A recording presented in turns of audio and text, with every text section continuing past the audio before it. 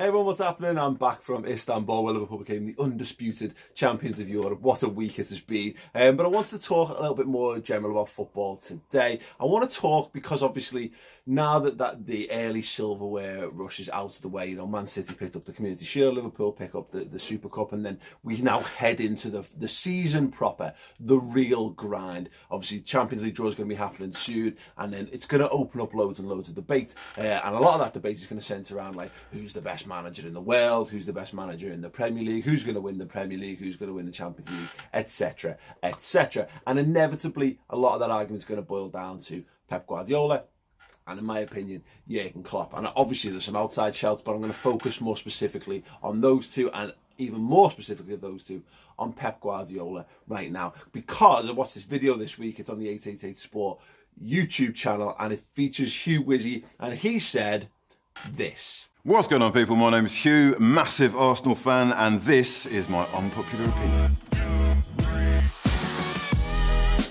My unpopular opinion is that Pep Guardiola is the most overrated manager in the history of world football. My reasoning behind that is that Pep chooses the club that he goes to very carefully, invests ridiculous amounts of money, and should be dominating football the way that he is.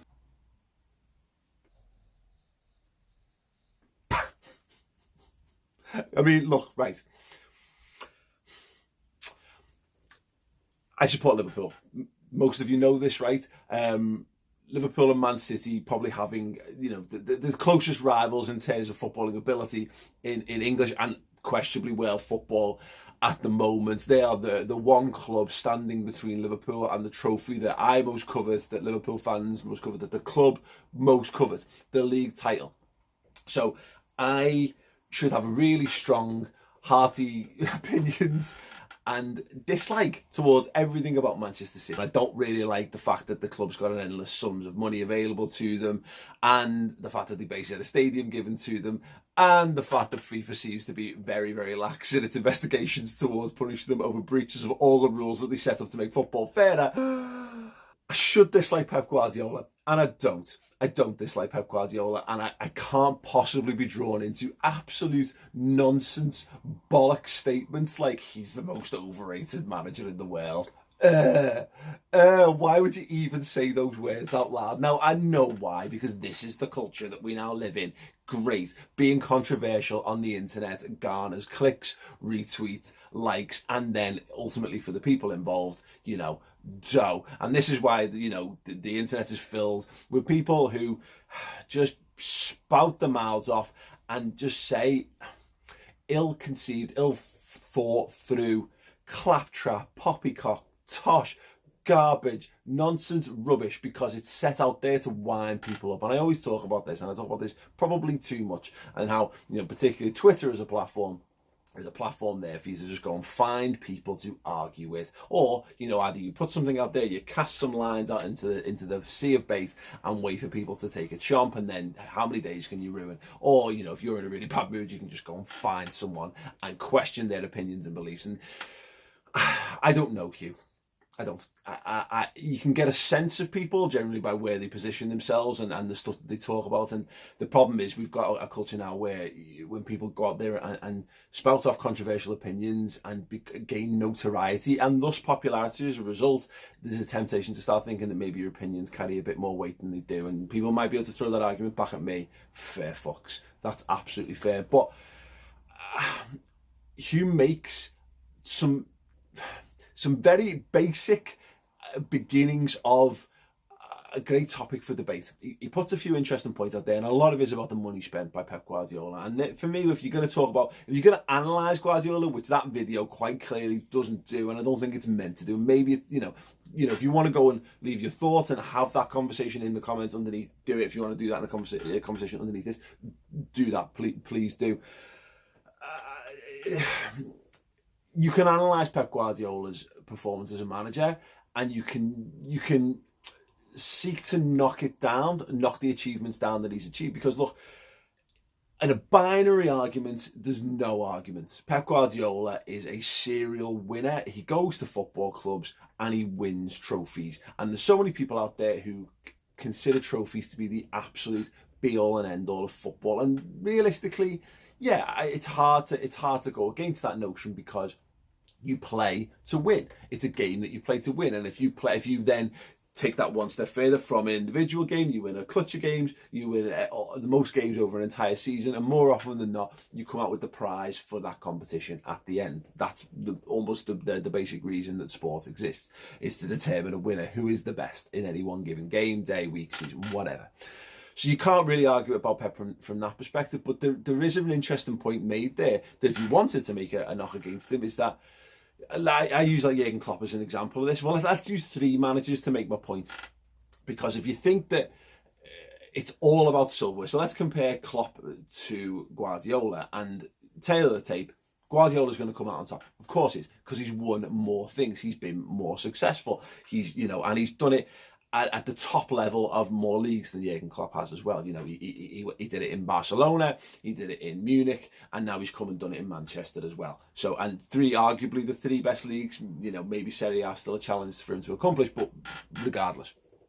And Jurgen Klopp, you can say, well, okay, won a couple of Bundesligas, lost a couple of Champions League finals, won in domestic cups with Dortmund, and yes, he's won the Champions League for Liverpool and now the Super Cup to make them, undisputed champions of Europe.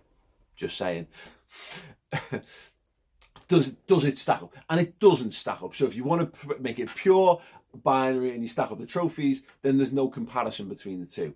However, let's bring another manager into the conversation and say Jose Mourinho, Pep Guardiola. Well, in terms of success, in terms of what those managers delivered, it's very, very close. And, having done it in multiple leagues as well, Jose Mourinho done it over, a slightly longer spell of time. People would still put Pep Guardiola above Jose Mourinho, but so much of that is because Jose Mourinho's star has fallen. He's not as cool a manager anymore. He's not as fashionable. But if you just wanted to base it on pure trophies, then realistically, there's very little to pick between them. So a lot of this comes down to, if you're going to have an interesting debate, and it's very hard to have an interesting debate without it developing into this banterous, he said, she said, whataboutism of like, well, what's he done here, what's he done there? It's very hard to make a reasoned debate, and exacerbated by people saying things like Pep Guardiola is the most overrated manager in the world. A lot of this boils down to how the managers achieve those things. So I would say the Klopp Guardiola debate is very interesting, but it's also impossible to truly have, because how is it possible to rate both managers? You can rate them today. So you can say, well, Pep Guardiola, like look at last season. Pep Guardiola, 4 domestic trophies, unbelievable achievement. Jurgen Klopp, 2nd in the Premier League, but the European Cup. It comes down to personal preference, which one you buy. You'd say, let's be fair, Pep Guardiola, to put together that as an achievement over the season, it probably does edge winning the European Cup. But then you look at the base levels, and this is where the arguments, the real interesting debate around Pep Guardiola comes. And it's something that Hugh was just seeding out there. He's taken over football clubs. He's taken over football clubs that are full of established winners. He's basically taken over, if not the best, then first, second, they're about best teams in the leagues already. I look at Jurgen Klopp and I look at what he's achieved, and I look at becoming player manager at Mainz when he was, let's face it, a fairly average footballer by his own admission, by the way. I'm not looking to think about he said these words to me himself. Klopp goes through the Mainz thing, with 0 funds, 0 facilities. They were training in parks, and takes them to the Bundesliga from the 2nd division. Fantastic achievement. Gets the Dortmund job. Dortmund, as much as people look at them now as a global mega power and everyone knows them, they're good now. They were good when they won the European Cup, but they were crap in between. He came, reignited that fire, brought that club back up to the top of German football. And now, since taking over at Liverpool were crap. Liverpool were terrible. Liverpool perennially, in and out of Europe, things not working for him. And he's dragged a team that, had the likes of João Teixeira in there. Remember him? No one does, and no one will. And made them into European champions, whereas Pep Guardiola's bringing in additional good, top quality, well-funded players to squads that already had a phenomenal amount of talent, chock full of winners, chock full of lads who can do the business. Let's use Chelsea as an example of this. You can take the likes of Hazard out of that. Chelsea gave Liverpool a great game in the Super Cup because they are conditioned winners. They still have tried and tested world-class players in that squad. They have a muscle memory of success that you're able to call upon as your base level. Liverpool did not have that when Jurgen Klopp took over. So for me, I would, if we were doing the debate, I'd put Jurgen Klopp slightly above, because it all comes down to, ultimately, he's the guy I watch, he's the guy who brings me the most pleasure.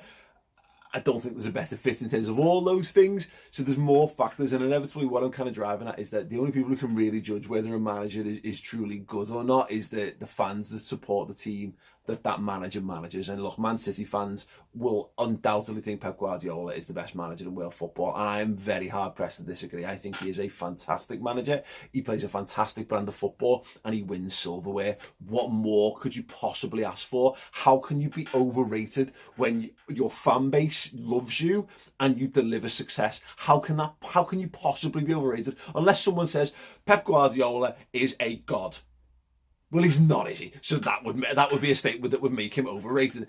No one's saying that. I'd be weird to say that. No, Pep Guardiola is a phenomenal manager. And look, again, if we want to drag ourselves into the dirt and the mire, we can have debate. There's plenty of reasons to say that maybe could Pep Guardiola do it?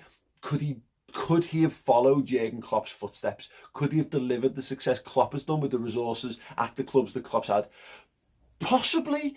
There's no way of knowing, and that's the eternal battle that we all face when we get dragged into these debates. It's like the Messi Ronaldo. There is no genuine right answer, but if you really wanted the simplified answer, it's probably Pep Guardiola, because you cannot argue against the level of success that the man had done. And you can make the case, well, anyone would have done it with all those funds.